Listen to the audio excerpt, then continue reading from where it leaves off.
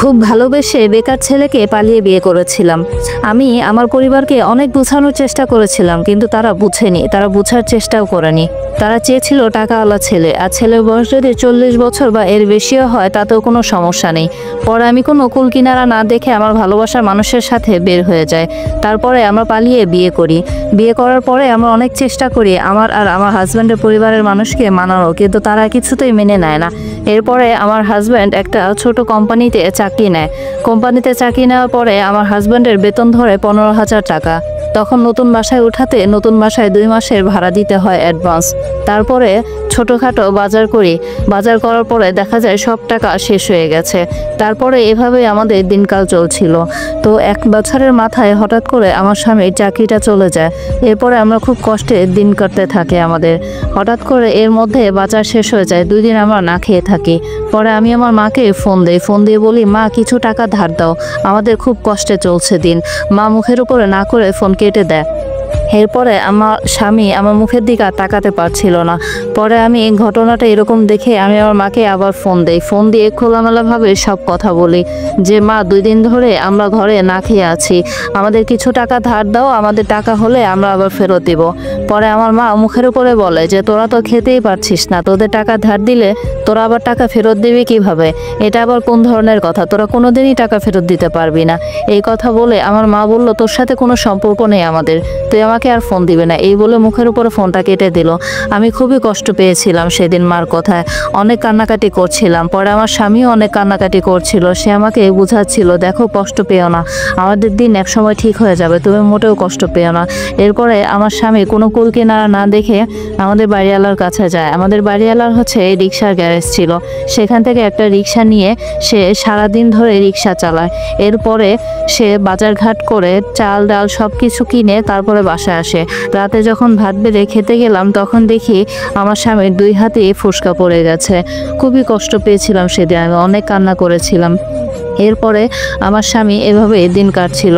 আমার স্বামী এরপরে হচ্ছে এভাবে কাটতে কাটতে একদিন হচ্ছে ঈদের দিন চলে আসে। ঈদের সময়ও আমাদের এরকম অবস্থা হয়, আমাদের দিন খুব খারাপ যাচ্ছিল। আমার স্বামী অনেক অসুস্থ হয়ে যায়। ঈদের দিন আমাদের ঘরে কোনো বাজার ছিল না। পরে সারাদিন আমরা না খেয়ে থাকি। এরপরে আমার স্বামী ঈদের দিন রাতের বেলা রিক্সা নিয়ে বের হয়। রিক্সা নিয়ে বের হয়ে সারা রাত সে রিক্সা চালায়। এরপরে সে বাজার করে নিয়ে আসে এবং হাতে কিছু টাকা নিয়ে আসে। টাকা নিয়ে এসে সে আমার হাতে দেয়, হাতে দিয়ে বলে যে, দেখো তুমি হচ্ছে পড়াশোনাটা আবার শুরু করো। তা আমি মুখের উপর না করে দিই যে, না এরকম অবস্থায় আমি এখন পড়াশোনা শুরু করব না, আগে আমরা ঠিকঠাক হই তারপরে আমার স্বামী অনেক জোরাজুরির ফলে আমি হচ্ছে আবার পড়াশোনাটা শুরু করি। আমার স্বামী সারাদিন ধরে রিক্সা চালাতো, আবার সে মাঝরাতে রিক্সা নিয়ে বের হয়ে যেত। আমাকে বলতো যে মাঝরাতে রিক্সা ভাড়া অনেক বেশি পাওয়া যায়। এইভাবে আমাদের দিনকাল চলতে থাকে। এরপরে আমার স্বামী অনেক কষ্ট করে কিছু টাকা জোগাড় করার পরে তারপরে সে নতুন একটা রিক্সা কিনে একটা লোককে রিক্সাটা ভাড়া দেয়। সেই লোক সারাদিন রিক্সা চালায় আর আমার স্বামী রাতের বেলা রিক্সা চালায়।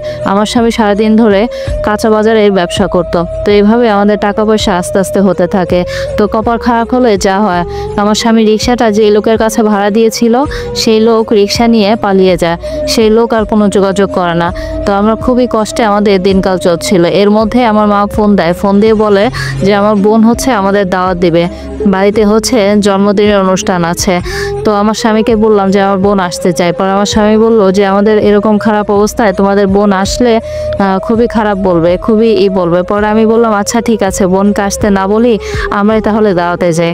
এরপরে দাওয়াতের দিন আমি আর আমার স্বামী চলে যাই বাড়িতে যাওয়ার পরে দেখি সবাই আসছে। পরে আমরা যে জামা কাপড় পরেছি, আমাদের জামা কাপড় দেখে বোন মা দুজনে মুখটা একটু বাঁকা করে বলে, তোদের কি আর জামা কাপড় ছিল না, তোরা এখনো ফকির হয়ে গেছিস, এসব আজে বাজে কথা বলে। এসব কথা শুনে আমার খুবই খারাপ লাগে। তখন আমার বোন বলে, এখনো সময় যায়নি, এখনো ওই ছেলেটা তোকে বিয়ে করতে চায়, তুই এই ছেলেকে ডিভোর্স দিয়ে দে, তোকে আমরা আবার নতুন জায়গায় বিয়ে দিব। এই কথা শুনে আমি খুবই কষ্ট পাই। আর অন্যদিকে দেখছিলাম যে আমার বোনের জামাইকে সবাই মিলে ছেলে অনেক আপ্যায়ন করছিল আর আমার জামাইটা এক কোনায় দাঁড়িয়েছিল। এসব দেখে আমি অপমান সহ্য করতে না পেরে বাড়ি থেকে বের হয়ে যায় আমার স্বামীকে নিয়ে।